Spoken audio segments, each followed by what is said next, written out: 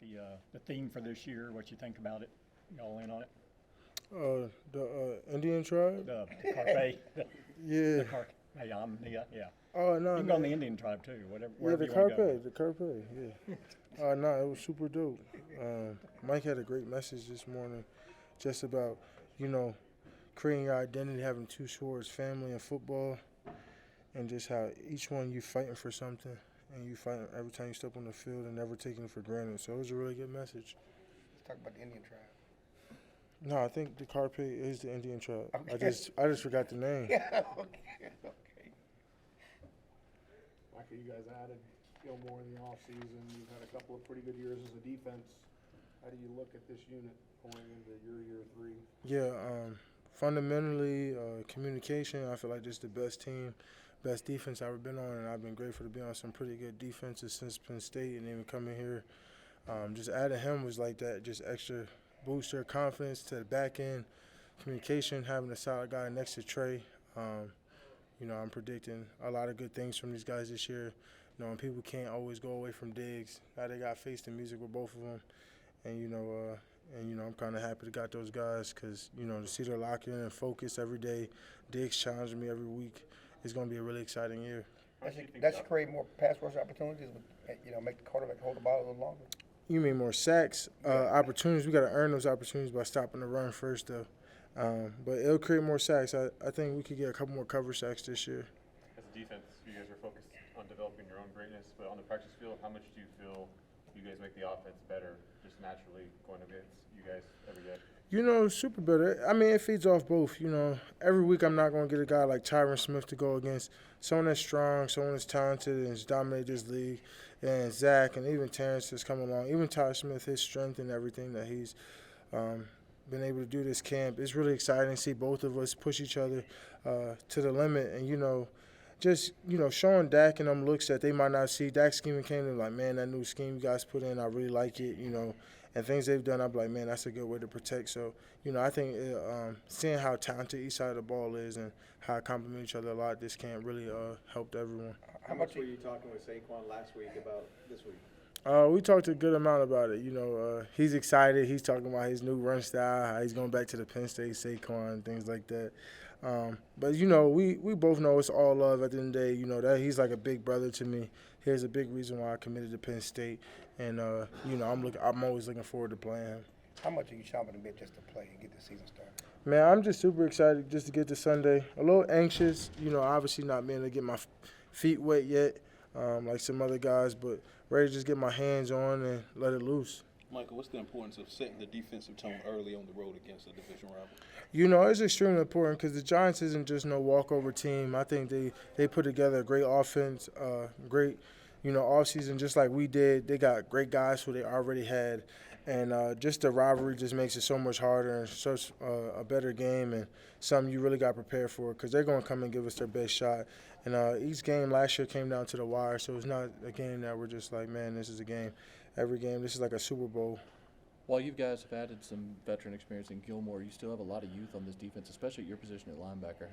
How are those young guys gelling in with the unit? Yeah, I think Damone and Dev really have come along. I think it all starts with Leighton and just seeing the play style and how we approach things. And, I'm always constantly on Dev and Damone about just letting it loose, letting it go. Just go to your play. And I think the last 2-3 weeks or so, them guys have really scaled upward and the play style and things that we wanted to see out of them. And, trust on getting them in the field. That way, if anything happens, you just never know. There won't be a loss in the position, so I'm really excited to see these guys play this season. You talked about being a little anxious to get going. I know back in training camp you were telling us about ready to lead everyone into deep water. Mm-hmm. Just now you get a chance to do that. Is there just an excitement and a kind of a building toward that gets everyone going? Yeah, man, it's super exciting. It's just when you just prepare so hard and, you just know what you're capable of and now it's just going out there and executing it and understanding how people are going to try to attack you. So it's not so much of what you can do. It's a matter about what they're going to do, and you just got to be prepared for every moment, everything that's going to come in the game, the good or the bad, and just be ready to take a hold in that moment. How much do you think in Super Bowl? Or do you go there yet? Man, I've been sleeping on it. I've been dreaming about it. It's late at night, man. I just think Super Bowl, Super Bowl, Super Bowl. But, I don't get too caught up on it at the same time because I know I got to take care of each week of its own. Every day have its worries of its own.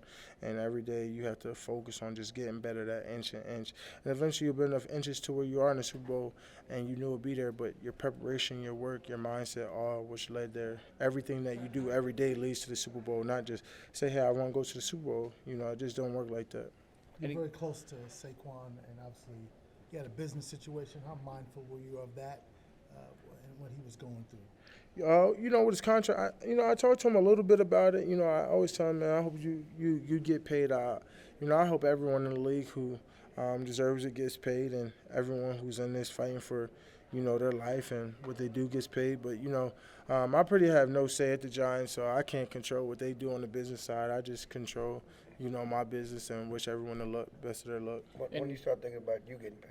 I don't even think about that, man. Like I told you, bro, I really just enjoy the game. I love what I do. And just, everyone else can talk about it. My dad always said that, everyone can talk about how good you are. Everyone can talk about, what your future looks like and things like that. But at the end, you always just got to act like you've been there before and act like it's normal because, if you're good, everyone else will talk about it. Any What extra? has been your message to some of the younger guys who haven't necessarily played in a regular season game but starting off with the divisional game against the Giants? You always just say, man, you just got to be prepared, like, understand what it means. I always talk about my embarrassing moments and where I felt like I messed up at now. And, I think that's the important part of story sharing and just being a little bit of an older guy now, just understanding that everything's not perfect. Don't expect yourself to be perfect.